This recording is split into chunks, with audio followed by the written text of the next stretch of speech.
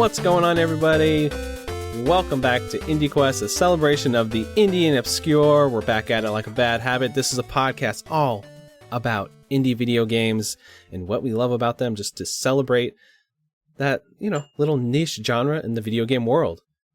My name is Josh. I'm one of your co-hosts today, and I'm here with just one co-host today, but he's awesome, so he's here. His name's Captain Drachma. How's it going? It's going. I mean, the reason Steve, whenever he comes on, probably next time, but he'll come back and he'll say, "Oh, my family is sick and I'm sick, and that's why I couldn't make IndieQuest today," and all that. That's what he'll tell the listeners. But Josh, you and I know why Steve isn't here, and that's because he's a sore loser. He just could not help it. I think Steve and I were arguing about something probably Tunic related, and the last time he made an excuse was, "Oh, I'm having a kid," and then he was gone for 5 months. Now he's sick. So, yeah, we did the poll, which we started last episode off with. Is Shantae Game Boy Color an indie game? I should actually have that pulled up. But guess what happened? It was very easy to predict, but according to our audience, it's an indie game. So Steve just quit the show, I think. Yeah. He even tweeted about it. He's like, I think I need to just get off this show now. Yeah. I tweeted back to him and said, "You had a good run, buddy. Don't forget the good times." But, I mean, even in the Discord, it kind of surprised me. I mean, I mostly go back and forth with Steve because I know it gets under his skin a little bit. As much as you can get under Steve's skin. I don't care that much what a Shantae is. I remember the reason this all started was because months, maybe over a year ago now, I mentioned to you two, like, I was playing Shantae on Game Boy Color. Does this count? Can I bring this? And Steve was pretty adamant about it not coming to IndieQuest. So I was like, okay, I won't bring it to IndieQuest. But ever since then, it's been a big thing. But there were several people in the Discord that made valid points and were like, I mean, I always thought the game was basically finished when Capcom kind of swooped in and gave them the last bit of funding they needed to make sure it was actually a game. And in thinking about it that way, it's fairly indie, I would say, right?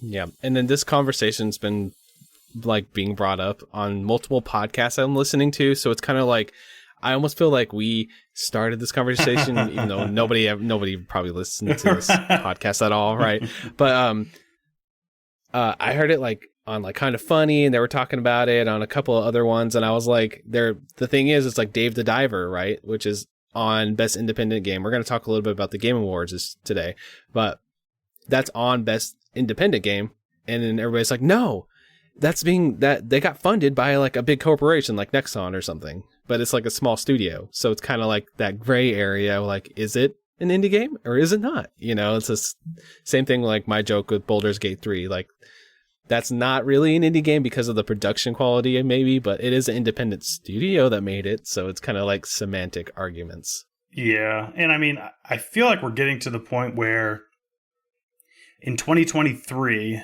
I could see an argument from somebody saying like, well, technically, anything published by Devolver, anything published by Annapurna, they're technically indie, but those are big publishers that can afford to publish some serious games, right? So, a studio or like a publisher like those are bigger than any developer-publisher combos that were just shooting games out in the 90s. You know what I mean? Like, everything is bigger than they were back then. So, like, was everything back then indie?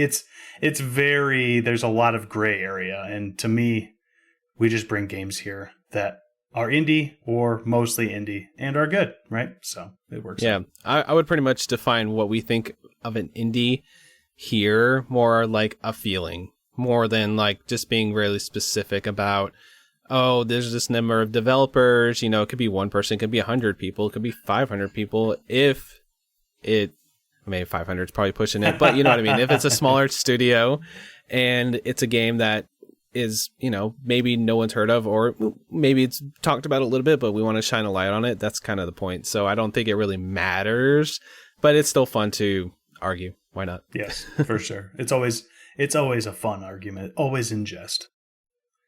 So a couple things did happen in the gaming world. I figured we can chat about that a little bit. There was a Nintendo Indie World where they bring, some trailers. They do this, every 3 to 4 months or so. And this one to me was it was okay. Like, it didn't blow me away. There was no Silk Song. There was nothing like, oh my God, that's so amazing. There's a good amount of Steam ports, like Core Keeper and things like that. But there was a couple of interesting games, that caught my attention. I'll shoot it over to you. Did you see anything during this that you're like, hey, maybe I'll put that on my wish list? Speaking of Shantae, another piece of justification. This was Indie World, right? Only indie games should have been. So Shantae Advance, the game that came out directly after the original Shantae, but never actually came out, right? Because it got stuck in development hell or something back then. I don't know exactly what happened, but now they're finally pushing it out. But Shantae Advance, I know it's by Way Forward, speaking of a pretty big studio. Yeah. Shantae Advance is on Indie World, and all joking aside, it looks like a pretty good game. I can't wait to check it out. But hopefully Steve won't, if I do decide to bring Shantae Advance to IndieQuest, Steve won't have anything to say about it. Because it was on Indie World. I'm verified. Yeah, definitely. I mean, they just proved you right there already. Shantae is like a blind spot for me. I know it's a very beloved series. I haven't played a single one of the 10 games in that series. So yeah, that's one of those ones I probably should go back to and just maybe play the first one and go from there sometime. Honestly, I've played quite a few. I know we're not talking about Shantae specifically right now, but I've played quite a few. Have not beaten very many, but dabbled in a lot of them, and they're all really good. Honestly, I feel like I don't know how many people would agree with me, but I feel like most of them past the original are better than the original. So I think you can jump in about anywhere. It's not like they carry over any massive story cliffhangers or anything, but yeah, really, really fun games. The one that stuck out to me for this game, to go back to Indie World, is called A Highland Song, and it's really beautiful. This one I think the art style got me the most, but it's a exploration rhythm game based in folklore, and it has this really nice cozy look to it. It definitely has some narrative that probably try to pull up my heartstrings. That's coming out really soon too. It comes out December 5th. So I feel like this one was kind of just one that it's not quite a shadow drop, but it's coming so soon that it might as well be, Yeah. And this one will be probably one I throw on my list to try to get to before the end of the year, because it just, from what they were talking about in the trailer they showed on the Indie World, it really caught my attention. Yeah, it really looks good. Honestly, that was also on my list. It's just, all the action and the rhythm aspects were both seem to work together really well based on what the trailers look like. And you gotta love Scottish accents. It's got Scottish accents. Yeah. So, the other game that I thought looked cool was Blade Chimera, which seems like it's going to be a Metroidvania, very high action. Explosions. When I saw that, I was thinking this is a Seth game here. Yeah, it looks like a very fun Metroidvania. Honestly, it reminded me immediately of Toho games. I don't know how much you know about Toho games, but Japanese developer that's pretty small and probably could be considered indie, I would think. But it just has that similar art style to what a lot of those games have, but kind of like a mixture of the Mega Man X type graphical style too. So but yeah, I'm interested in that one, and looks really cool, and definitely can't wait to check it out. It sounds like it's going to come out next year though, so but yeah. And I just want to shout out one of my favorite games. I know it's pretty much Steve's favorite game of all time. Outer Wilds is coming to Switch, so I thought that was cool. When a game like that's so unique and to just captivated Steve and us and me so much that we did a whole episode about it. I say check that game out and maybe listen to our episode if you haven't, given that game a shot. It's kind of hard one to get into. I feel like it's just, once you get over the hump in that game, it's just you just got to see what happens at the end. So definitely one to shout out. And then I guess to wrap it up, there was a furry game called On Your Tail. So if you're a furry, there you go. Yeah. The last one for me, which is also the same type of thing as Outer Wilds, Planet of Lana, coming to Switch. So check it out. Yeah. Awesome. So I think we do talk about the Game Awards a little bit here. There's just so many games that are more AAA that they focus on usually, but there is independent and indie game categories. So I figured we could kind of go over those categories specifically, give a little bit of shout out, and see how we're tracking on playing these games that are like super, in the limelight, I guess. Mm-hmm. So the first category that we're going to talk about is Best Independent Game. For them, what an independent game is an astounding creative and technical achievement in a game made outside the traditional publisher system. We got Cocoon, Dave the Diver, Dredge, Sea of Stars, and Viewfinder. And I feel like that's a really solid list for this year. Yeah, we have actually had some experience with some of those games, right? So I know, what did we... Dredge has come to this show. Dave the Diver has not, but I know you had checked Dave the Diver out. Steve, I believe, has played Viewfinder. And then, yeah, you talked about that on Polykill, so he definitely played that one. Yeah, so definitely has been represented by us. So, yeah, sounds like a really solid list of games. Yeah, and then their best debut indie, which is kind of like only a little different, but the description for that one is for the best debut game created by a brand new independent studio. So this is like the first game they ever came out with, even if sometimes like Cocoon is on here as the top of the list. That's like ex-Limbo people and stuff. So it's kind of like, it's a new studio, but with like really talented devs, right? And then Dredge, Pizza Tower, Venba, and Viewfinder here. I think we've talked about Pizza Tower like multiple times. Either one of us haven't played it yet, but I do want to check that one out. Actually, I have played Pizza Tower a little bit. I played it for about an hour. Yeah. Okay. It's good. You might have mentioned that, honestly. Is it fun? Yeah, it's fun. It's not my kind of game. I don't know if I've ever mentioned it here, but I'm not a huge fan of super fast platformers, not a huge fan of Sonic, but anybody that is into that or into the Wario games, the Wario Land games specifically, would definitely enjoy Pizza Tower. Yeah, it feels like a game I need to get to, and that's the Steam sale's like really close. It's a few days away, so I'm kind of like, all right, let's just kind of hold off buying any of these and see if they go on sale. So yeah, if that's on sale for like a couple bucks off, I'll probably just grab it because it's on sale. But yeah, I mean, Venba, I brought that last episode. I thought that was an excellent game. I feel like it's very recommendable and it deserves to be on there. So yeah, pretty solid there. And the last one we're going to talk about, which has maybe the most obscure list, but I think we've talked about most of these games still. Yeah, is Games for Impact. It's a thought-provoking game with a pro-social meaning or message, which the top of this list from whatever website is a space from the Unbound. Yes. Space for the Unbound, which we had a whole episode about and we both really loved. Yeah. Chants of Sennaar, which Chants like Chants of Sennaar, and the thing about this one, I've heard a lot about it. It's kind of like, it's an exploration game. It has a beautiful art style. And kind of the point of it is to piece out like an ancient language through your actions in the game. So I don't really know how that works, but I can see why it's on this category. Mm-hmm. I don't know if you've ever even heard of this game. No, I haven't.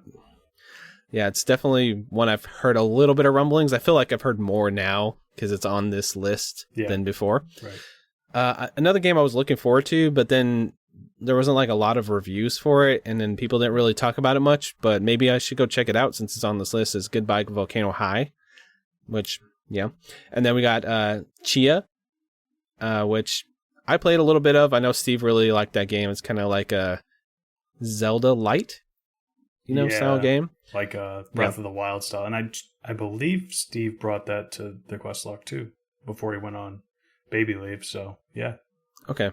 Yeah, I couldn't remember. Mm-hmm. Terra Nil, which I've heard about this one. I think this one's more like instead of building a city, you're building like forestry and stuff within a city to to decrease pollution and stuff. So that one makes sense. Yeah, that's cool. So it's a city builder, but like reversed. And then Venba, which is cultural touchstone type of game. So makes sense. I think that's a really solid list. I kind of want to, when I look for games for Impact, I kind of just want to play all these games because they're going to be very unique games. Right. So.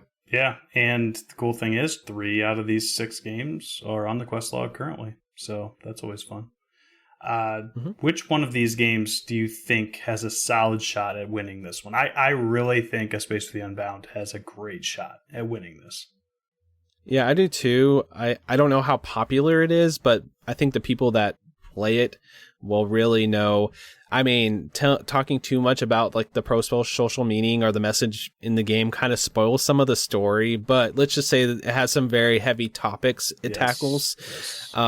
And I think we both can say that on this list for me right now, having played just only a couple of them besides it, that would be my number one easily. So I could see it winning. I have heard more about that Chants of Sennaar game though, so you never know. Yeah.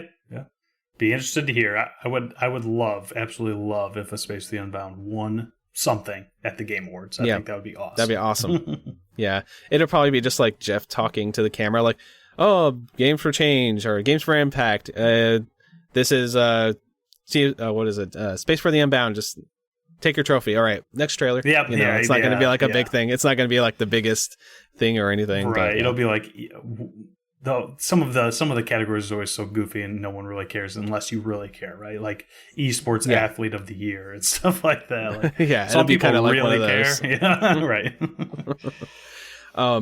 But we were talking before. We did want to mention that Sea of Stars is on the RPG of the Year list. I should actually pull that up. I'll pull that up real quick. But yeah, what do you think about that?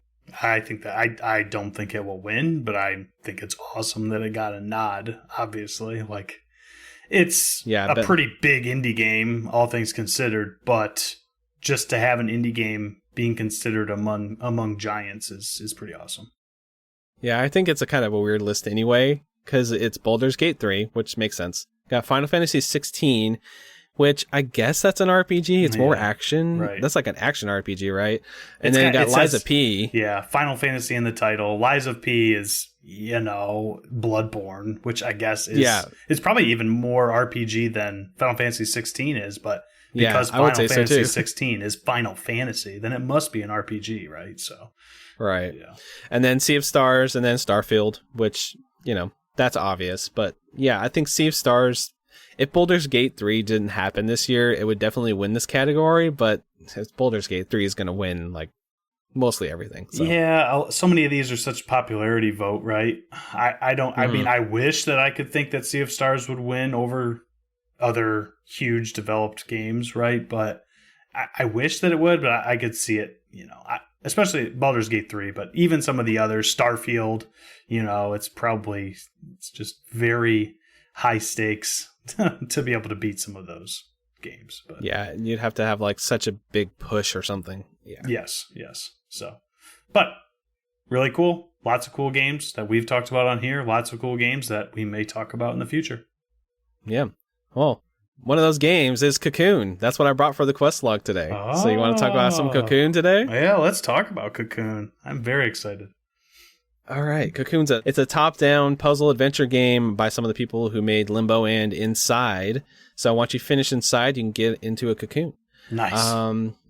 It's a really cool game. Like this game is one of the I will say this just right off the top. I think this is one of the best designed puzzle games I've played in many, many years. I feel like maybe it's close to like that same design language they use in Inside, where in Limbo both, where it's like this puzzle is a very specific thing you got to do. And then you kind of have to piece it out with what you have. So basically the main mechanic is you have these orbs with different powers, and you can jump into these orbs once you place them on a platform and go into their like pool, quote unquote, to jump into the orbs. Each of them have a different power, so I don't want to spoil them all, but there's one that has like a little cloud you can turn into a solid platform, things like that. And basically it's a lot of Inception type. There's a orb inside of an orb inside of an orb inside of an orb. How do you solve this puzzle? And then sometimes you have like a little bot that has to unlock these boss doors to do a boss fight. And so I get ahead of myself when I start describing stuff, but the game is beautiful. It is. I don't know how to really describe it. It's like somehow organic, but also kind of weird and sci-fi at the same time. You play like this cool little beetle guy, and there's a bunch of bugs you fight. All the bosses, there's boss battles in this game. All of them are just different types of giant, to you, different types of sci-fi crazy looking bugs. And the thing that's cool about this, like, there's almost just enough friction for this game to give you, like, every time you solve a puzzle, that just amazing aha moment every single time. Like, the way they do it, though, is like, so this type of game would be really hard. It's kind of like Portal. Like, if you could place portals everywhere in Portal, that game would be broken. You wouldn't be able to play that game, right? In this game, you got the orbs, and they'll start locking off different areas inside of these little orb worlds where you can't go past a certain point. So it's not like you can just keep going back and keep going into a different orb, keep going around and just keep getting lost. You can tell it's been play tested. Like, this puzzle A goes to puzzle B, and there's a specific gate here that you have to get through, and everything you need and all the tools you need are in these 2 rooms that you can access right now, but you can't access anything else besides the puzzle mechanic to get through that gate. So it's a lot of that. I think Steve actually brought that up maybe on Polykill about it is just frustrating enough, right? They keep you contained in a small area, like you were mentioning, to solve the puzzle, rather than giving you so many options and so many choices in some puzzle games like this, where you don't know what to do. You don't even know if you're in the right area. There really is no such thing as being in the wrong area in Cocoon, because if you get to a new area, it basically always locks you off from going backwards. But at the same time, it's almost still like a gated exploration in certain ways, because you can actually end up revisiting old areas and find out, oh, there's something I still need to do here now that I have this extra ability that I can use. And I actually left a review for this on Steam, which I very rarely do. And I just said, Ballception. That's it. Yeah. Yeah, that's pretty much what it is.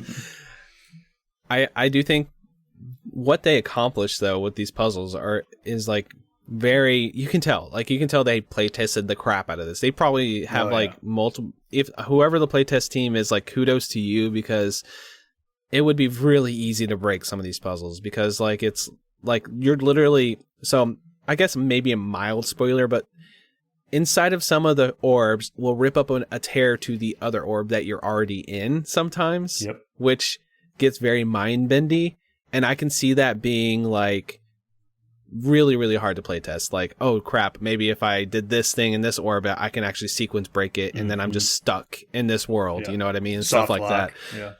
Yeah. So it's like, what are you gonna do? You know? And I think that there's a story to this game, right? I guess technically, yeah. I think this game is all about the vibes, though. Like the music, like the really nice ambient music. It's kind of haunting at times, kind of beautiful at times when it needs to be, kind of inspirational feeling. Yeah. But you don't really know what's going on. I thought of the music as like creepy Fez or Tunic, which I think works, right? That electronic, but there are times where it gives you that the synth sound that like kind of like reverberates in the background, right? And makes it kind of creepy. But for the most part, it's atmospheric. I attempted to listen to this OST on my own, and it's really not easy to like. It's just a bunch of noises mostly, but it makes so much sense in the game. It's one of those OSTs that could hardly work better in the gameplay itself. It's because as long as you're wearing headphones, there's like a whole surround sound thing that goes on where it'll go back and forth between your right ear and your left ear at certain points, and yeah, it's really cool. Yeah, I think it's definitely one of those where you see a trailer for it, you're either instantly in because of the vibes, or you maybe have to see a little more. For me, I saw the gameplay, I knew who it was from, and I just never watched another gameplay snippet of this game ever again. I was like, okay, the guys that made Inside are making a new game, and they're like taking the time to make it something special. Okay, I gotta play this day one. And yeah, it was on Game Pass. It still is currently on Game Pass. Downloaded that bad boy. And like, as soon as you press start on the title screen, you are instantly hit with just a very unique look. And I think maybe earthy tones is a good way to describe a lot of what it looks like. And it's top down as well. Like, I think I mentioned that a couple times, but anyway, it's just so hard to put my finger on how to describe the way the game looks, but it just gives you that instant feeling of mystery. Yeah. And then I don't know if anything is solved by the end of it. It kind of feels like it is, but it's kind of just open to interpretation, I would say, the whole game in and of itself. Yeah, it in terms of like the look of the game, it's that 3/4 view 3D. Seems like it could be played on, like, this game would find itself right at home on the Xbox 360 or something like that. Right. You know what I mean? Like, Yeah. it's not overly advanced looking. It would fit perfect, even maybe late PS2 or something like that, or OG Xbox. I feel like it could.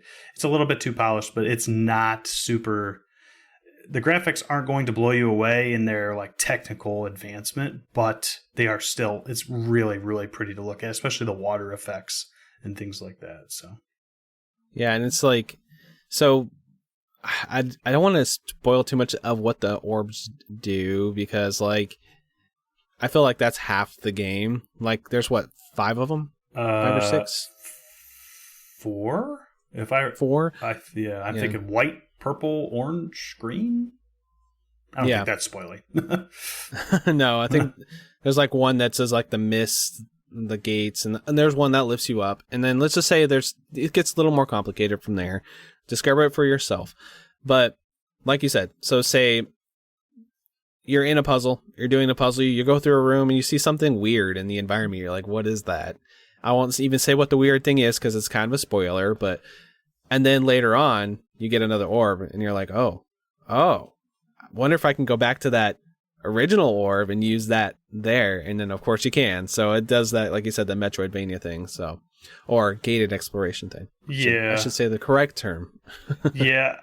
I also won't spoil what the potential of the orbs are. But the cool thing is that, like Josh alluded to, they each give you different abilities when you get them, right? Mm-hmm. So right. by carrying the orb, you can do a certain thing, usually. Yeah. So yeah, and then it's not really spoiler either because I mentioned the boss fights. The boss fights aren't like action boss fights. They're more using the orb power to solve a puzzle about how the attack patterns are going to go across the screen, or you can still quote unquote attack by using the orb in certain ways. And I think this might have some of my favorite boss fights because they're not hard. They're not like super challenging, but once you figure out the puzzle for the boss fight and you get the rhythm and the flow of it, and if you die, you just basically start at the gate of it anyway. You could just start it over and do it again. Mm-hmm. So that's always nice. And yeah, I just think that they were really unique, and I didn't expect this game to have boss fights anyway. So it was nice. Just nice to experience. Yeah, I also didn't think there was going to be boss fights. Honestly, what it reminded me of was Titan Souls a little bit, because Titan Souls, it is in the same way as Cocoon. It's action-y, but it's all about getting, like, it's the means to an end type of deal where you just have to find the thing you're supposed to do with the boss to beat it. In Titan Souls, you just have to hit it once in its weak spot, but it's about puzzling it out and figuring that out. With Cocoon's bosses, it's similar. You have to hit them more than once, but it's all about figuring out what you're supposed to do to defeat them. Once you figure it out, it's really not all that hard, but it's that adventure leading up to it that makes it fun. Yeah, and this game's pretty short too. I think it's like, what, 5-6 hours? Yeah, 5 hours. There's just depends on how like good you are at piecing out the puzzles, which I don't think I was stumped very long, maybe like 10 minutes tops on a puzzle, which I'm not the worst puzzle gamer ever, so I would say I'm like maybe a little above average. So you can go from there. I think anybody who has any interest in puzzle games, even if you're not very good at them, can easily get through this game and still have a great time. It might take you a little bit longer, but they give you all the tools that you need, and just kind of just piece it together, just kind of tinker until you figure it out. And that's pretty much what most of these puzzles are. You just kind of mess around. Oh, what if I try this? Oh, what if I try that? And you'll eventually get there. So even if you're not a puzzle game fan, it's not your favorite genre, I think you'd get a lot out of this game. Yeah, I highly recommend don't look up as little as possible going in, but then also if you get stuck on a puzzle and start to get frustrated, I recommend sticking at it for a little bit longer to try to figure it out before looking it up, because it is very rewarding, like Josh said earlier, to figure it out on your own. There were once or twice where it's like, I have no idea what I'm supposed to do. And then finally, I realize you kind of really get stuck in a box sometimes. You just need to climb your way out of it and realize that there's more to this world than you look at with your blinders on. You just have to look around. And usually you look around and you stop paying attention to that thing that you think is going to make the puzzle work and walk somewhere else, and you finally kind of figure it out, right? Yeah. I don't know much else to say about this game, but like, dude, this game blew me away. I think it's probably one of my favorite, like, shorter games this year I played. I think that when we have our Game of the Year discussion, this will be one of the ones we all talk about and, like, argue about. Yeah. Don't you think? Yes, I agree. Yeah. I figured if none of us brought it, it would at least get mentioned on that episode, I have a feeling. Yeah. And I just wanted to talk about it. This is actually probably one of the more recognized indie games, but that's fine, because I feel like it deserves to be talked about, because it's actually fantastic, and it's obviously, I'm not gonna bury the lead here, it's a main quest game, but that's okay.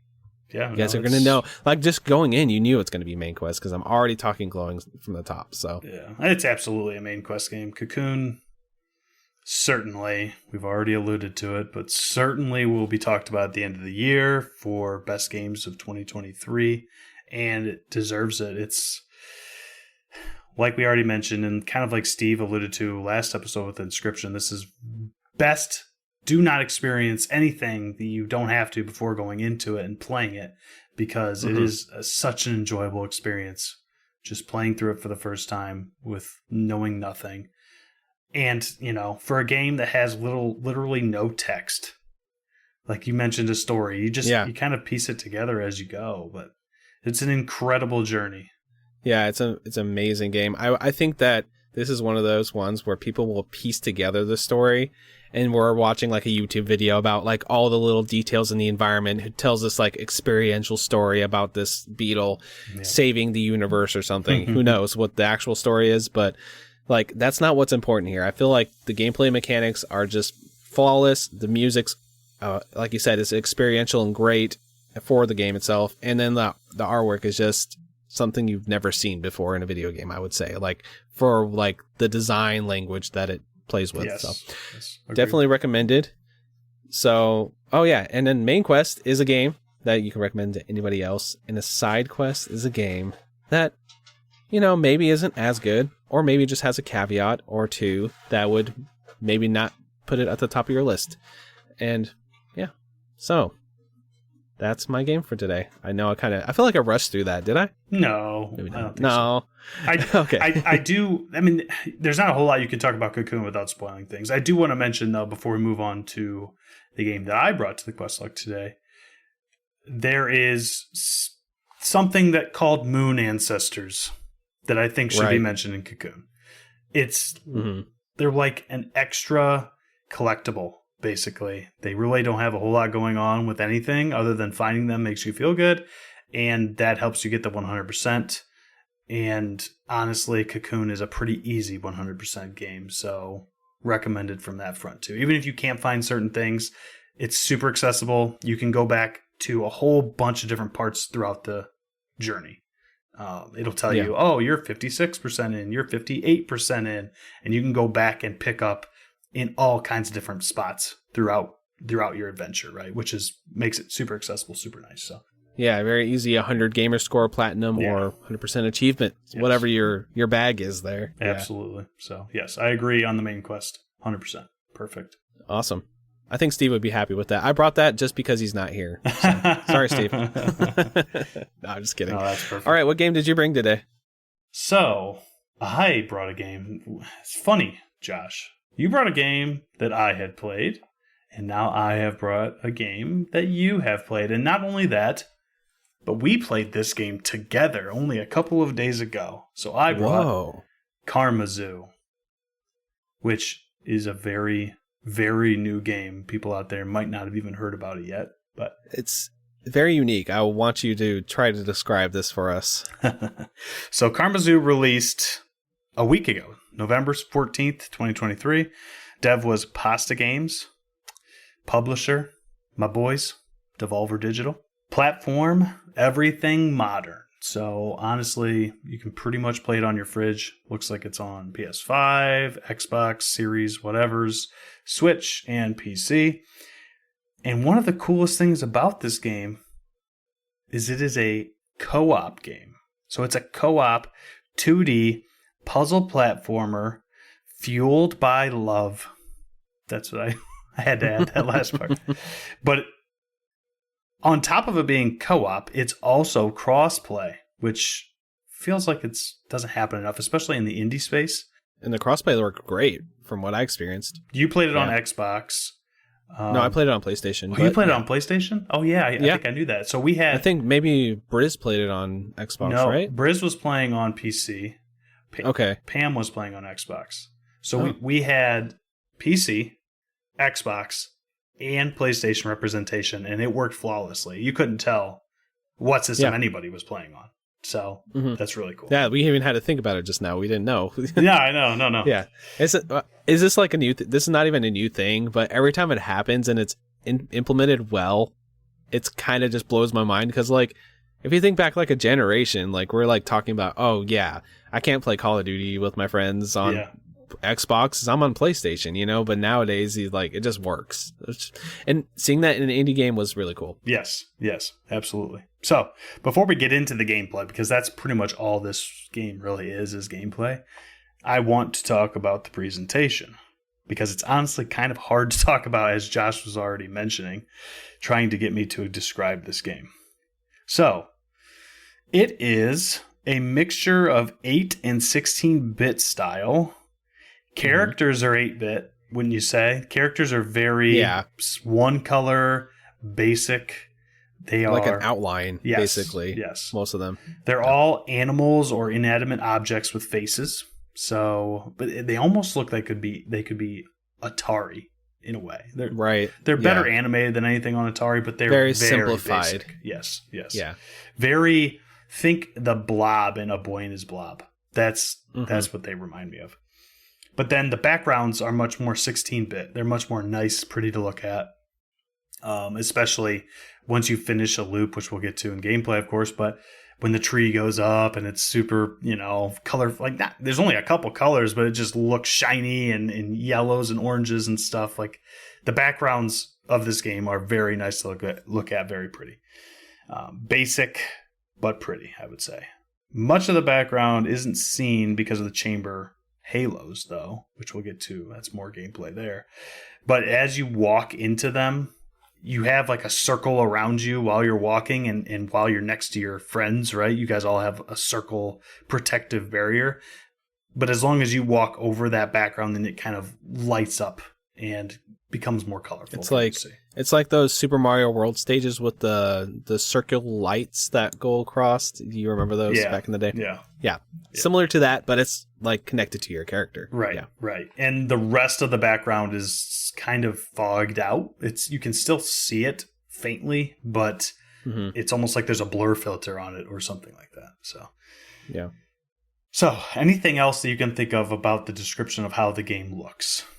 Because that's about all I would say lots of dark blacks with really harsh, bright outlines would be a nice way to describe it, because it's like there's a lot of darkness to the environments, but when you get to platforms and things, it's very brightly lit up, and I feel like it's a very unique look. I think it looks nice, though. It has a very cool, pretty unique aesthetic, I would say, for a platformer, for sure. Yeah, it feels like you're in cave-like areas a lot of the time. Yeah, very pretty dark. Much, yeah. Or inside a castle or something like that. So, yes, agreed. Okay, on to gameplay, which is what Karma Zoo is. It's what you're playing this game for.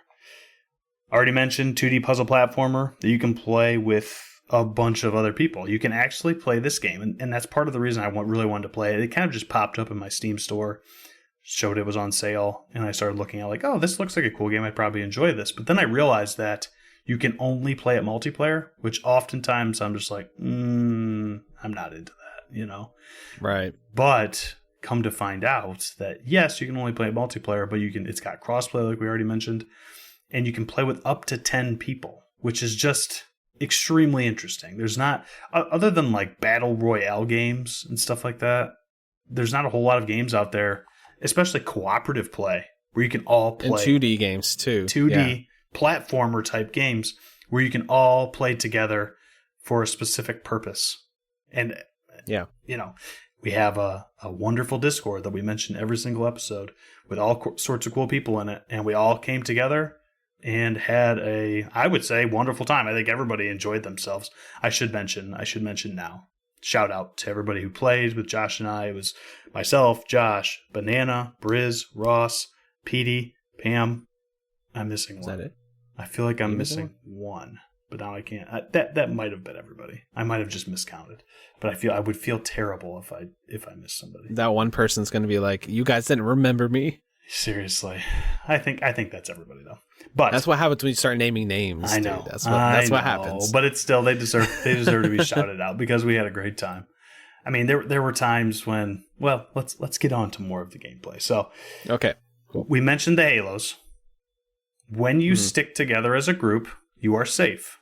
That's what you want to do. You don't have to stick together as like we had 8 people playing at a time. You don't have to stick together glued to everybody's hips and walk everywhere together. You can, if you have a large group, you can split off in pairs, which is cool. You just have to make sure you're next to somebody. And that, I think, is really what this game is encouraging, is get away from the toxicity of a lot of cooperative and multiplayer online games. It's a much more loving game. You can shoot hearts, karma kisses at your friends, stick together and figure it out. That's what it wants you to do, and have a good time. It literally is a good vibes game. It's all about the karma. Yes, yeah, the Karma Zoo is about the positive karma. It's one of the key components to the game. Yes, and the only way that you can actually die in this game is if you are alone for too long. So if you go off and you try to adventure and explore by yourself, the game punishes you for doing that. It wants you to cooperate. So you can go off on your own for a little bit, but like we were mentioning, there's a halo, like a little circle around you that will start to quiver and then shrink as you are further away until it gets very small. And I think there's a vibration thing going on, at least it was with my controller, where it's like, you need to find somebody to help. And I remember, I think it was Ross. When we were playing, Ross kept going off. He wouldn't be gone very long, but Ross was like, okay, there's a secret over here. There's a secret over here. And he would just go find those secrets every single time. Like, where'd Ross go? Oh, there he is. So there was one time where Ross ventured off. We could all still see him, but he was far enough away that he wasn't attached by Halo. And he's like, uh-oh. And then I remember running back and getting to him what seemed like just the nick of time, because you can see his halo start to shrink. And I actually got an achievement that said, you saved somebody right before death, which makes you feel good. But also it's like, hey, probably shouldn't do that, right? There was a time when me and Banana just ventured off on our own, and you guys were all in a completely different part. And me and Banana we actually said we had our own side quest because we were gone for a good minute, and you only have 5 minutes to complete these levels, but it was probably more like 2 minutes. We were gone by ourselves, got all kinds of collectibles, which we'll talk about in a minute, but we literally discovered a different portion of a level on our own, which was super fun. Just a couple pals chilling, like on a side adventure. Yeah, seriously. But speaking of all that, there are puzzles. They are very basic puzzles. Mostly pressure plates, where you have to step on a pressure plate to open a door, to allow all your compadres to go through the door. Then they step on a pressure plate on the other side, so then you can get through the door.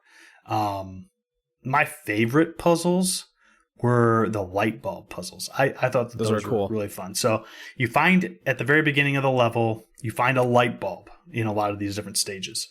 And it's glowing. And you realize when you touch it that you get like an electric charge, and you can go so far away from it that the line stays, and you can then pass on that line to somebody in front of you, and they can walk so far. And one of the best puzzles that you really have to work together on are these light bulb puzzles, where you have to chain the light bulbs all together to get to the end of the level. And that's the only way that you can actually unlock the portal to leave that level. So there might be 10 light bulbs, and certain ones of the light bulbs are actually really far apart, or there's a moving platform that somebody has to step on a pressure plate to get it to move, or we haven't mentioned yet singing. Yeah. Every character can sing, and certain objects react to you singing, and that will make them, maybe the platform move from left to right, or make a platform move up and down. So someone has to be on the ground singing while everybody else gets on top of the platform and is chaining this electricity across like a cavern to try to light all these light bulbs up, right? And you're kind of going back and forth and up and down to try to get all these light bulbs lit. And speaking of back and forth and up and down, we never encountered a stage twice. We played the game for 2 hours, and all the stages were extremely different from each other. They almost seem generated in a way. Yeah, like procedurally generated, or maybe there's like a bottle of different sections that link together or something, but they were very unique, every single one that we encountered. Like, there might have been like a similar element here and there, like, oh, maybe this platform looks similar to a different platform and a different level and a different, but all the layouts were just completely unique, and the puzzles usually had different hooks to them too. Like, they would play with the different building blocks of the puzzles each time. So it's pretty cool. Yeah. Honestly, from playing it more, and there was one time when Ross decided he was going to be a different kind of character. You can unlock characters, and the specific character Ross picked had a specific ability that he just kept using that actually wasn't breaking. It wasn't doing what it was supposed to do because the level didn't have anything in it. I found out later that as I picked different kinds of characters, it seems like they throw levels at you that are specifically suited to the characters within your party.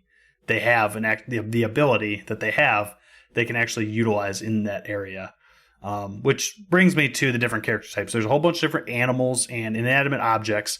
And really the only difference between all these characters is they have one special ability most of the time. So I was referring to Ross. He was playing as an elephant.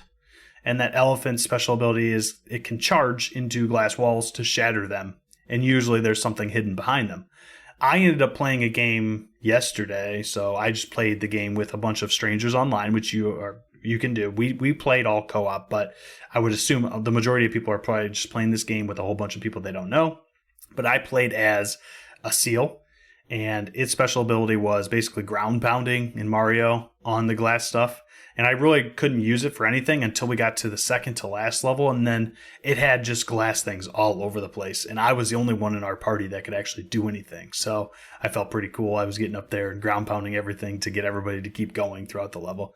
So it seems like they are generated in a way. They're pretty basic, but there might just be a whole bunch of different levels that they created specifically for the different character types that you can use. Right. I think the base game has 50 that they started out. Oh, really? I'm pretty sure it's 50 to start. And then there are some like event, like karma event. If you get a certain amount of karma for every player or something, they're going to start unlocking more characters. So I think it's going to be like an ever-growing roster. It's basically, I mean, it kind of feels like a roguelike where they're going to keep adding stuff. There's a lot of roguelike stuff. You can go into that, but I'm just saying, like, 50 characters to start with all different powers, that's a lot to manage and just create already, you know? Yes. Seriously. It does feel very much like a extremely easy roguelike because the main loop in this is called loop mode, right? And most roguelites have a loop. That's what they're kind of divine. Like, that's the thing that usually you do in roguelites is go through a run and then go back through a run, and that's kind of what you do. And that's exactly what you do in Karmazoo, except for it's just not hard. It's not. No, it's not hard at all. It's just, there are collectibles that you can get that help you gain more karma hearts at the end, which is karma hearts are basically a meta currency that you can then take back out of your game and buy more stuff to use in game. So you can buy more animals that you can utilize the different powers of. Some animals are big and some animals are small, and some inanimate objects you have different.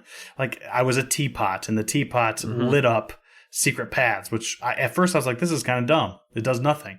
And then you realize as you mess with it and you're going through levels like, wow, this is almost necessary in certain spots because the labyrinths are so intricate you could get lost so easily if you didn't have a teapot to light it up.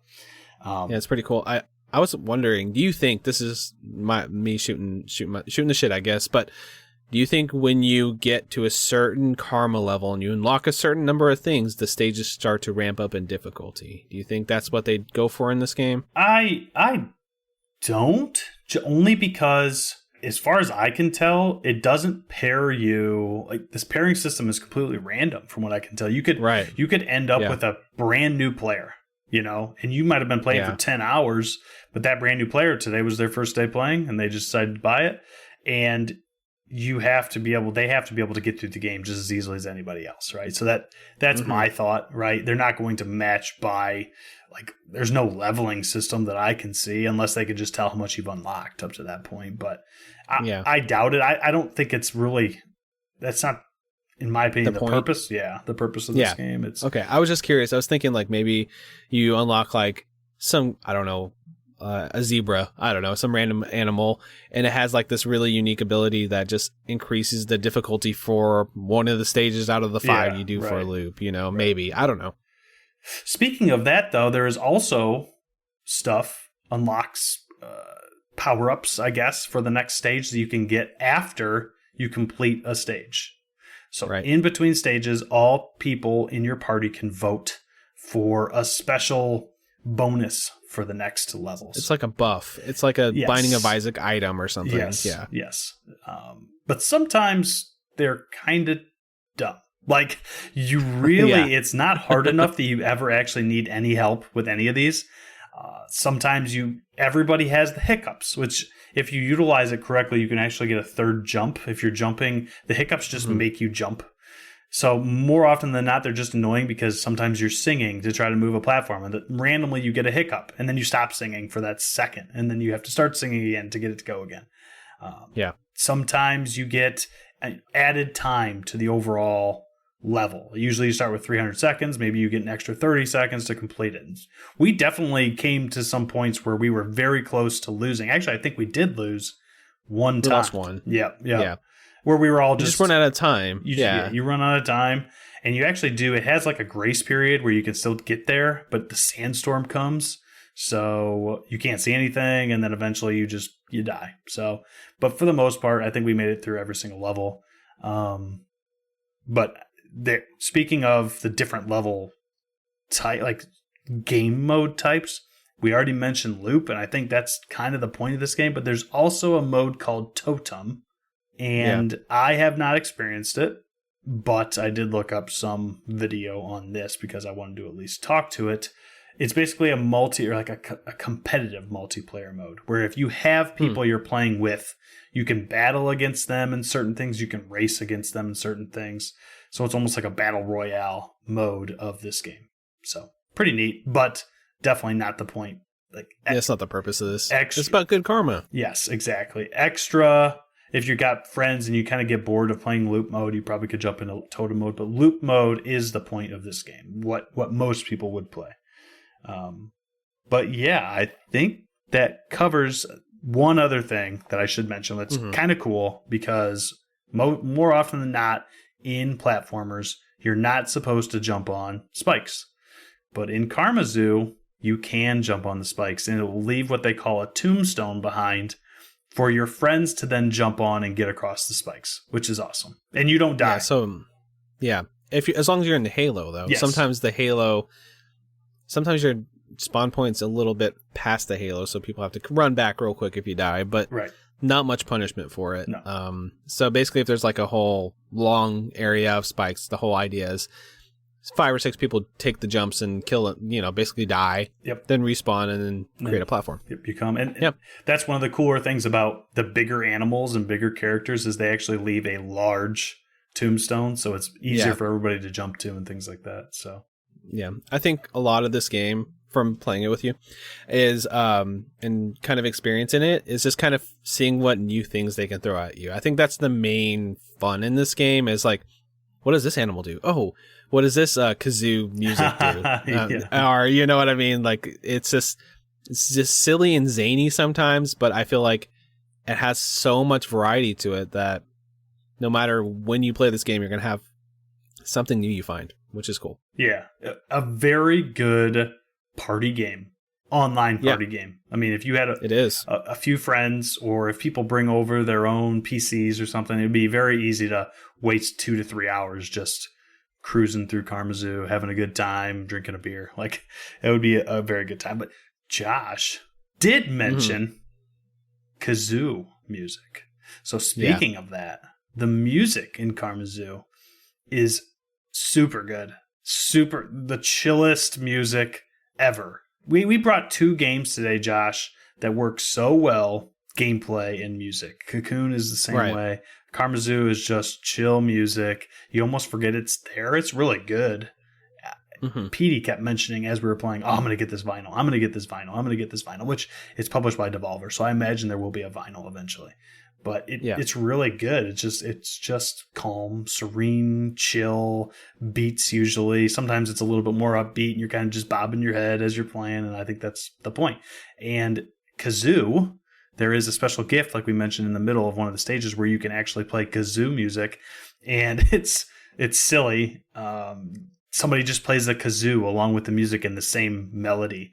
There's another one where there's a backup drummer, so randomly you just have drumming going on in the background. There's another one that's a saxophone, so you're setting the mood. Like it's just funny. The game is so good because it's so wholesome and just I mean it's just a really good time to play with friends or with strangers. I had a good time playing with people I didn't know last night. So yeah, it's I would say that there's nothing quite like it. So it definitely, to me, so there was like a 2-hour trial on PlayStation. I was like, all right, let's just see what this is all about. I'll play with the guys on the Discord. After those 2 hours, like I was almost out of time anyway. And I was like, you know what? I'll just pay I think it was like $8. It's like $10 normally. It's very cheap, affordable.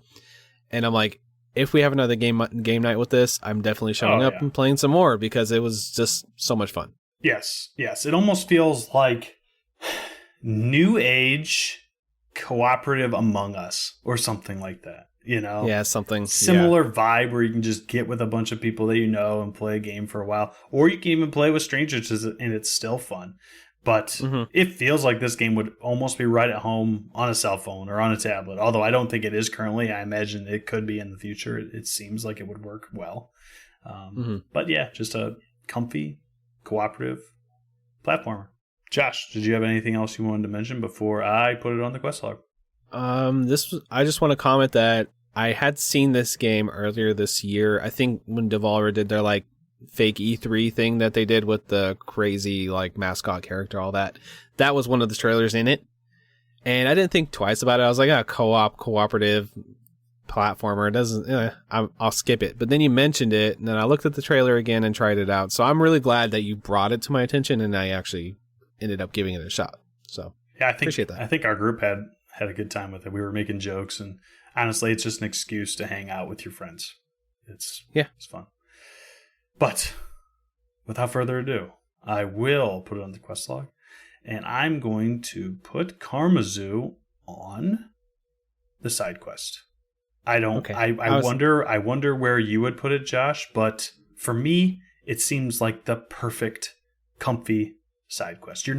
It's not a game that you're probably going to sink a crazy amount of time into, but it's just right for having a group of people where maybe you got more than 4 people that want to play games together, you know, and there's not very many games out there that you can play with 5+ people, but this game's perfect for that.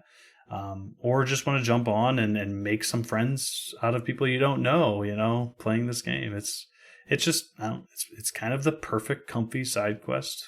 Chill. Yeah. Having fun. I'd agree with you.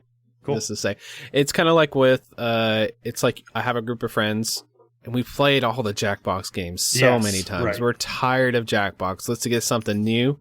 This would fit perfect in that slot. Or it's like, we could play Fall Guys or something like that. Like, you know, it's like, oh yeah, that game is good, but I played it a lot. This is something new and fresh and something I haven't seen. So I still think I would recommend it if you're in the mood for something like that. Perfect. Awesome. So awesome. I'll mention that for the quest log today, Cocoon is brought finally. We were all joking around with each other up to this point that we were wondering who was going to bring Cocoon first, and it was Josh. straw that broke the camel's back. But Cocoon, a main quest game, and Karma Zoo, a very good side quest game. So that's going to do it for our show today. We want community indie games thoughts, questions, or feedback for the show. If you have any, send them over to our email, indiequestpod@gmail.com. Or you can follow us on the old Twitters at IndieQuestPod. You can find me, myself, at Frantic Society on Twitter. Where can they find you on the internet? You can find me at Captain Drachma on Twitter or X. And of course, in the Polymedia Discord. Best place on the internet. And speaking of that Discord, you can join it by searching Polymedia on Google, followed by Patreon. And it's only a couple bucks. Hop in and hang out with us, and maybe we'll play some Karma Zoo. Yeah. You can also go to our Reddit feed, r/Polymedia Network. Speaking of Polymedia Network, there's a bunch of awesome shows on the network. I want to shout out, I think I'm going to shout out, we have Goosebumps. We got Goosebumps. I always mess that title up. But they just released a recent episode. I'm actually behind like 2 episodes, so don't hate on me, Travis, if you listen. But basically they're reviewing those awesome Scholastic Goosebumps books we all grew up with. So if you're into that, go check that out. What's a show that you want to shout out? I don't think we've shouted out Point and Drink Adventure lately, and since we played Karma Zoo with Pam and PD, everyone should go check them out. They talk about the media that they're consuming and the drinks that they're consuming and the video games that they're consuming, and laugh a lot, joke around about all the stuff that they're watching and doing. So, yeah, I think that show will put you in a good mood. So if you want something that brightens your day after you've already had your day brightened by us, go check them out. So find all of those podcasts and more, polymedianetwork.com. Well, it's that time. It's the time to sign off. Do you have any good words for the folks out there to leave us with today? I think it's easy. Buy Karma Zoo. Buy Cocoon. I mean, if you have not played it on Game Pass, if you have not played, right? However you can consume Cocoon, do that immediately. But the perfect chill thoughts and words is, I don't have to say anything. Just go play Karma Zoo, and you will have the chillest thoughts that you've ever had in your life. See you guys. Peace.